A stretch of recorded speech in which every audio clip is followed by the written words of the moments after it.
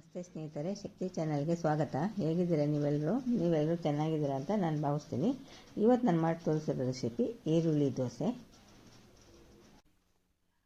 ಇವಾಗ ನಾನು 5 ಅಳತೆ ದೋಸೆ ಅಕ್ಕಿ ತೊಗೊಂಡಿದ್ದೀನಿ. 5 ಅಳತೆ ದೋಸೆ ಅಕ್ಕಿ ತೊಗೊಂಡಿದ್ದೀನಿ. 5 ಟೇಬಲ್ ಸ್ಪೂನ್ ಮೆಂತ್ಯ ಹಾಕ್ಬಿಟ್ಟು ಒಂದು 3 ಸರಿ ಚೆನ್ನಾಗಿ ತೊಳೆದಿಟ್ಟಿದ್ದೀನಿ. ಇವಾಗ 3 ಪಾವು ನಾನು ಮೀಡಿಯಮ್ ಅವಲಕ್ಕಿ ಹಾಕ್ತಾಯಿದ್ದೀನಿ.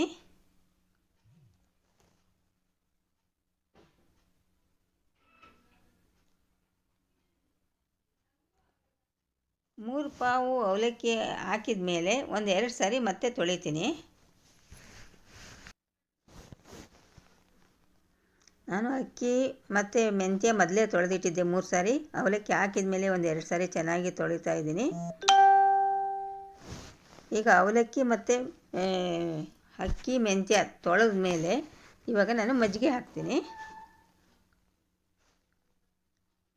ಇದರಲ್ಲಿ 5 ಪಾವು ಅಂದರೆ 5 ಅಳತೆ, ಇದರಲ್ಲಿ 5 ಅಳತೆ ಮಜ್ಜಿಗೆನ ಹಾಕ್ತೀನಿ.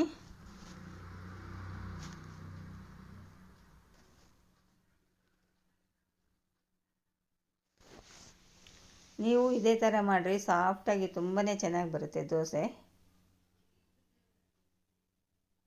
ಮಜ್ಜಿಗೆಲೇ ಅಕ್ಕಿ ಮತ್ತು ಅವಲಕ್ಕಿ ನೆನಿಬೇಕು.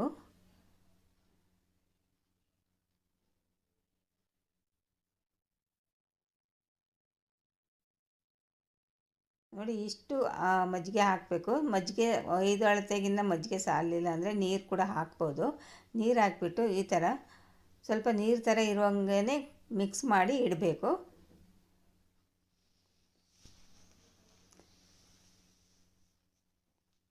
ಹಿಂಗೆ ಮಿಕ್ಸ್ ಮಾಡಿಬಿಟ್ಟು 5 ಗಂಟೆ ನೆನೆಸಿಡಬೇಕು.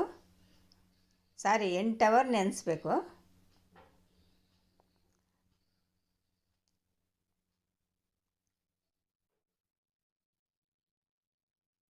ಇವಾಗ ನೋಡಿ 8 ಗಂಟೆ ನೆಂದಿದೆ. ಮಜ್ಜಿಗೆ ಎಲ್ಲ ಅಕ್ಕಿ ಮತ್ತು ಅವಲಕ್ಕಿ ಹೀರ್ಕೊಂಡಿದೆ ನೋಡಿರಿ. ಚೆನ್ನಾಗಿ ನೆಂದಿದೆ. ಅವಲಕ್ಕಿ ಮತ್ತು ಅಕ್ಕಿ ಚೆನ್ನಾಗಿ ನೆಂದಿದೆ. ಮಜ್ಜಿಗೆ ಎಲ್ಲ ಹೀರ್ಕೊಂಡು ಚೆನ್ನಾಗಿ ನೆಂದಿದೆ.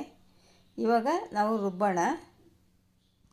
ಮಿಕ್ಸಿ ಜಾರ್ ತೊಗೊಂಡು ಮಿಕ್ಸಿ ಜಾರಿಗೆ ಹಾಕಿ ನಾವು ತುಂಬ ನುಣ್ಣಗೆ ರುಬ್ಬಾರ್ದು, ಸ್ವಲ್ಪ ತುಂಬ ನೈಸಾಗಿ ಮಾಡಬಾರ್ದು, ಸ್ವಲ್ಪ ತರಿಯಾಗಿ ರುಬ್ಬಬೇಕು.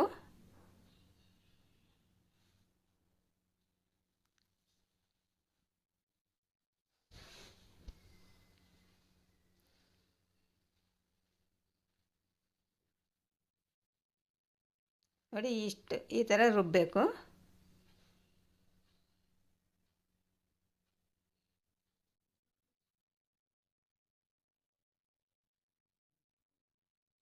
ಈಗ ನೋಡಿ, ಎಲ್ಲ ಅಕ್ಕಿನೂ ಕೂಡ ರುಬ್ಬಿ ಇಟ್ಟಿದ್ದೀನಿ. ಹಿಟ್ಟನ್ನು ಇವಾಗ ರೆಡಿ ಮಾಡಿದ್ದೀನಿ. ಈ ರುಬ್ಬಿದ ಮೇಲೆ ಹಿಟ್ಟನ್ನು ಚೆನ್ನಾಗಿ ಕಲಿಸ್ಬೇಕು. ಚೆನ್ನಾಗಿ ಮಿಕ್ಸ್ ಮಾಡಿ ಹೋಗಬೇಕು.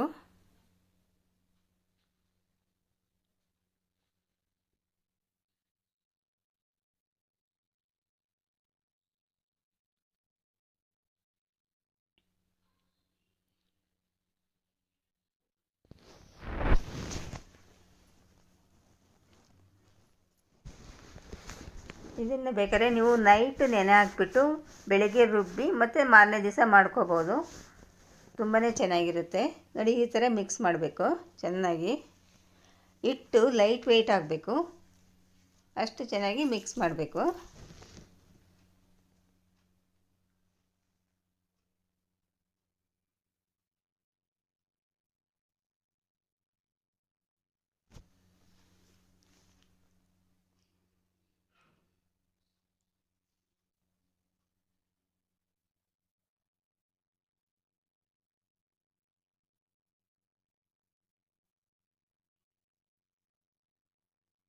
ಇವಾಗ ಮುಚ್ಚಿಬಿಟ್ಟು 8 ಅವರು ನೆನೆಯೋದಕ್ಕೆ ಬಿಡಬೇಕು. ಈ ಥರ ಭಾರ ಇಡೋದ್ರಿಂದ ಬೇಗ ಉದುಗು ಬರುತ್ತೆ.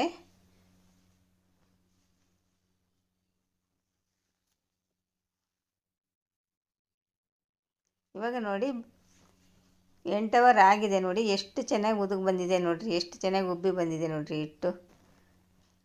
ನಾವು ಕಲಸಿಡುವಾಗ ಅದರಲ್ಲಿ ಪಾತ್ರೆಯಲ್ಲಿ ಅರ್ಧ ಇತ್ತು ಹಿಟ್ಟು, ಇವಾಗ ಫುಲ್ ಆಗಿದೆ ನೋಡಿ. ಇನ್ನೊಂದು ಸ್ವಲ್ಪ ಹೊತ್ತಿದ್ರೆ ಹೊರಗೆ ಬರುತ್ತೆ, ಹಿಟ್ಟೆಲ್ಲ ಉಕ್ಕುತ್ತೆ. ಅಷ್ಟು ಚೆನ್ನಾಗಿ ಉದುಗ್ ಬಂದಿದೆ ನೋಡಿ. ಇಷ್ಟು ಚೆನ್ನಾಗಿ ಉದುಗ್ ಬಂದರೆ ದೋಸೆ ಚೆನ್ನಾಗಾಗುತ್ತೆ ಅಂತ.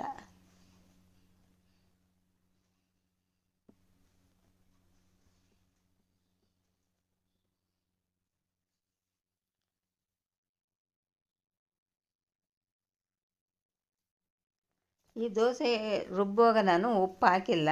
ಉಪ್ಪು ಹಾಕಿದರೆ ಜಾಸ್ತಿ ದಿವಸ ಇಡೋಕ್ಕಾಗಲ್ಲ, ಒಂದು 6-10 ದಿವಸ ಕೂಡ ಇಡ್ಬೋದು ಫ್ರಿಡ್ಜಲ್ಲಿ ಇಟ್ಟರೆ. ಇವಾಗ ನಮ್ಗೆ ಎಷ್ಟು ಬೇಕಷ್ಟು ಬೇರೆ ಒಂದು ಪಾತ್ರೆಗೆ ಹಿಟ್ಟನ್ನು ತೆಗೆದು ಇಟ್ಕೊತಾ ಇದ್ದೀನಿ. ಅಷ್ಟು ತಗೊಂಡು ಉಪ್ಪು ಸೋಡಾ ಹಾಕ್ಕೋಬೋದು. ಆವಾಗ ಹುಳಿ ಬರಲ್ಲ, 8-10 ದಿವಸ ಇಟ್ಟರೂ ಕೂಡ ಹುಳಿ ಬರಲ್ಲ. ಈಗ ಮತ್ತೆ ನಾನು ನಮ್ಗೆ ಎಷ್ಟು ಬೇಕಷ್ಟು ಹಿಟ್ಟು ತೆಗೆದಿಟ್ಕೊಂಡು ಉಪ್ಪು ಹಾಕ್ತಾಯಿದ್ದೀನಿ.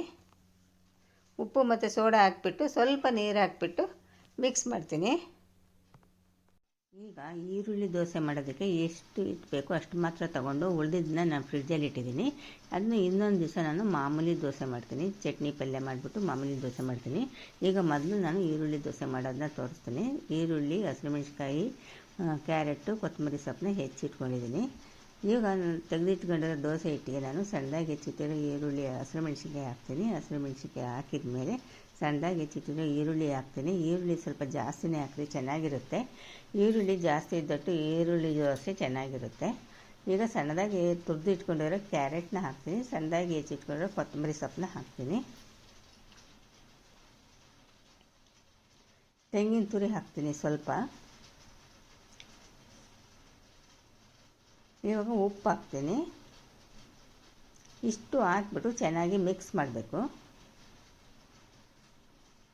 ಚೆನ್ನಾಗಿ ಮಿಕ್ಸ್ ಮಾಡಬೇಕು. ಈಗ ನೋಡ್ತಾ ಇದ್ದೀರಲ್ವ, ಈ ಥರ ಚೆನ್ನಾಗಿ ಮಿಕ್ಸ್ ಮಾಡಬೇಕು. ಈಗ ನೋಡಿ ಚೆನ್ನಾಗಿ ನಾನು ಮಿಕ್ಸ್ ಮಾಡಿದ್ದೀನಿ.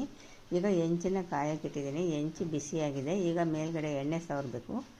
ಹೆಂಚಿಗೆ ಎಣ್ಣೆ ಮಾಮೂಲಿ ನಾವು ಯಾವಾಗಲೂ ದೋಸೆ ಮಾಡ್ತೀವಲ್ಲ ಅದೇ ಥರ ಹೆಂಚಿಗೆ ಎಣ್ಣೆ ಸವರ್ಬಿಟ್ಟು ಇವಾಗ ದೋಸೆನ ಹಾಕಬೇಕು. ಈ ಥರ ಹಾಕಬೇಕು ದೋಸೆನ. ನಾವು ಸೌಟ್ನಲ್ಲಿ ಹಿಂಗೆ ತಿರುಗ್ಸೋಕ್ಕಾಗಲ್ಲ, ಈರುಳ್ಳಿ ದೋಸೆನ ತಿರುಗ್ಸೋಕ್ಕಾಗಲ್ಲ. ಎಷ್ಟು ತೆಳ್ಳಗಬೇಕಾದ್ರೂ ಕೂಡ ಈರುಳ್ಳಿ ನಾವು ದೋಸೆ ಹಾಕುವಾಗ ಸಣ್ಣ ಉರಿ ಇಟ್ಕೊಂಡಿರಬೇಕು. ಆಮೇಲೆ ಸ್ವಲ್ಪ ಮೀಡಿಯಮ್ ಉರಿ ಇಟ್ಕೋಬೇಕು. ಈಗ ನೋಡಿ ಈ ಥರ ದೋಸೆ ಎಲ್ಲ ಹಾಕಿದ ಮೇಲೆ ಮುಚ್ಚಬೇಕು. ಮುಚ್ಚಿಬಿಟ್ಟು ಮೀಡಿಯಮ್ ಉರಿನಲ್ಲಿ ಬೇಯಿಸಬೇಕು. ಈಗ ಇದ್ರ ಮೇಲೆ ನಾನು ತುಪ್ಪ ಹಾಕ್ತಿದ್ದೀನಿ. ಎಣ್ಣೆ ಕೂಡ ಹಾಕ್ಬೋದು, ಮತ್ತು ತುಪ್ಪ ಎಣ್ಣೆ ಎರಡೂ ಕೂಡ ಹಾಕ್ಬೋದು. ಉಲ್ಟಾ ಮಾಡಿ ಹಾಕ್ತೀನಿ. ಇದೇ ಥರ ಎರಡೂ ಕಡೆ ಬೇಯಿಸಬೇಕು. ನೋಡಿರಿ ಮೇಲ್ಗಡೆ ಕೂಡ ತುಪ್ಪ ಸವರ್ತೀನಿ. ರೆಡಿ ಆಯಿತು ನೋಡಿರಿ, ಈರುಳ್ಳಿ ದೋಸೆ ರೆಡಿ ಆಯಿತು. ಎಷ್ಟು ಬೇಗ ಮಾಡ್ಬೋದು. ಈ ವಿಡಿಯೋ ನಿಮಗೆ ಇಷ್ಟ ಆದರೆ ಒಂದು ಲೈಕ್ ಕೊಡಿ, ಶೇರ್ ಮಾಡಿ, ನನ್ನ ಚಾನಲ್ಗೆ ಸಬ್ಸ್ಕ್ರೈಬ್ ಮಾಡಿರಿ. ಇದ್ರ ಜೊತೆ ಬೆಣ್ಣೆ ಮತ್ತು ನಾನು ಕಾಯಿ ಚಟ್ನಿನ ನೀರು ಹಾಕ್ದೇ ರುಬ್ಬಿದ್ದೀನಿ. ತುಂಬಾ ಚೆನ್ನಾಗಿರುತ್ತೆ. ಖಂಡಿತ ಈ ವಿಡಿಯೋ ನಿಮಗೆ ಇಷ್ಟ ಆದರೆ ಒಂದು ಲೈಕ್ ಕೊಡಿ, ಶೇರ್ ಮಾಡಿ, ನನ್ನ ಚಾನಲ್ಗೆ ಸಬ್ಸ್ಕ್ರೈಬ್ ಮಾಡಿ.